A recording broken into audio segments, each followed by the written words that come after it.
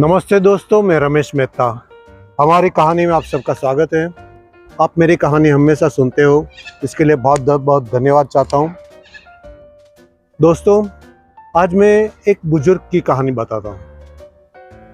सफल कभी हमें चुनती है तो वो शायद गलत हो सकती है, मगर जो आदमी खुद सफलता या असफलता चुनता है तो वो सही होता है। क्योंकि असफल व्यक्ति बहुत बार मेहनत करता है, वो सफल होता है या नहीं सफल होता है, मगर सफल व्यक्ति जब तक उसकी मंजिल पूरी नहीं होती, जब तक वो सफल नहीं होता, तब तक वो उसके पीछे पड़े रहता है और उसे सफलता मिलती है, यानी सफलता उसका कदम चूमती है। आज मैं एक ऐसी स्टोरी बताने जा रहा हूँ कि जिसकी वजह से आपको पता चले कि व्यापार में अगर आप नए भी हो, व्यापार कैसे करना चाहिए। व्यापार आपको काफ़ी हद तक समझ में आ जाएगा। यह कहानी हमें बताती है कि नकारात्मक में से सकारात्मक कैसे लिया जाता है। आप नए भी हो तो भी आप जरूर ये देखिएगा। तो एक बुजुर्ग आदमी था, वो बहुत अच्छा व्यापारी था, उसका शहर में बहुत बड़ा नाम था। उसके 2 बेटे थे, उसकी भी शादी हो गई थी, उसके भी बच्चे थे। अभी इस बुजुर्ग व्यक्ति के शहर में एक बड़ा दुकान था। दुकान में वो मिठाई बेचता था और उसकी मिठाई की दुकान लोगों की लाइन लग जाती थी। हमेशा उसका मिठाई बहुत अच्छी होती है, इसलिए लोग उसकी मिठाई खाना पसंद करते थे और उसकी दुकान में हमेशा लाइन लगी रहती थी। दोनों बेटे उसके हाथ बटाते थे, दुकान में सारा कामकाज का व्यवहार भी वो संभालते थे। एक दिन की बात है, दिवाली का समय था और दुकान में काफ़ी भीड़ थी। लोग लाइन में लग के भी मिठाई ले रहे थे।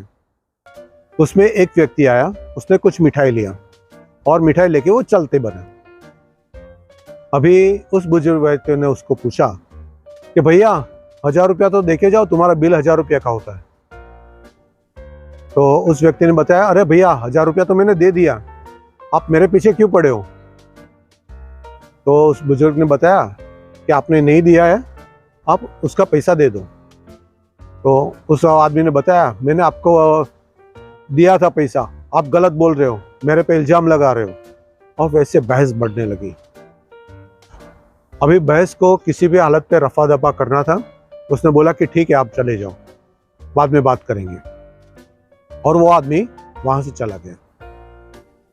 शाम को जब भी सब दुकान बंद करने का समय आ गया, तभी दोनों बेटे ने दुकान का जो सारा व्यवहार था वो खत्म करके पिताजी को बोला, हम लोग जा रहे हैं, आप भी जल्दी आ जाओ। वो दोनों बच्चे निकल गए। अभी बुजुर्ग ने हिसाब कंप्लीट करके वो भी निकल गया। अभी घर पे दोनों बच्चे पिताजी का इंतजार कर रहे थे, मगर अभी तक आए नहीं। अभी वो चिंता करने लगे कि आज कुछ गलत हुआ है, कुछ गड़बड़ तो हो गई है।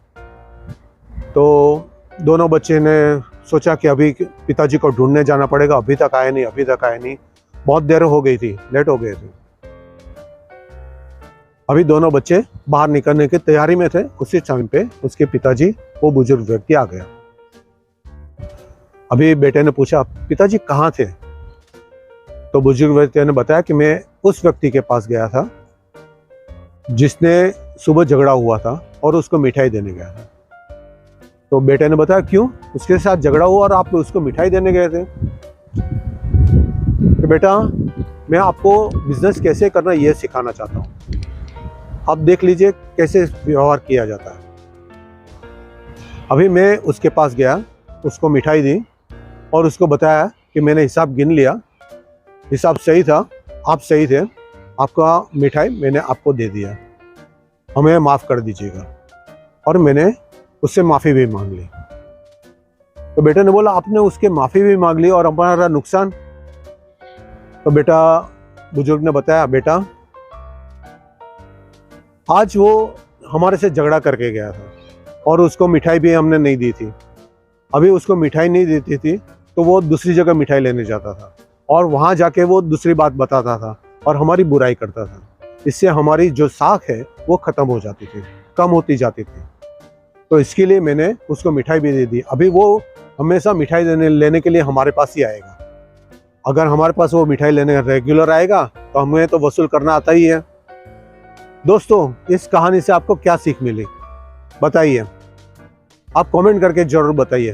कि पहले तो दोस्त, हमारे व्यापार में हमारी सोच हमेशा सकारात्मक होनी चाहिए। बुजुर्ग व्यक्ति ने नकारात्मक विचार से सकारात्मक विचार तक लेके गए। उस बुजुर्ग व्यक्ति ने बताया कि हमें व्यापार कैसे करना है, परिस्थिति कैसी भी हो मगर ग्राहक से कभी खराब बर्ताव नहीं करना चाहिए, क्योंकि कौन सा पेड़ कितनी गहराई रखता है वो तो हमें पता ही नहीं। व्यापार करने से पहले हमें ये हमेशा ध्यान रखना है कि हमारा व्यवहार कभी खराब नहीं हो। तो दोस्तों, हम और एक कहानी लेके आएंगे। मेरे इस चैनल को लाइक कीजिए, सब्सक्राइब कीजिए, फॉलो कीजिए, शेयर करना मत भूलिए, सब्सक्राइब जरूर कीजिएगा। तब तक के लिए धन्यवाद।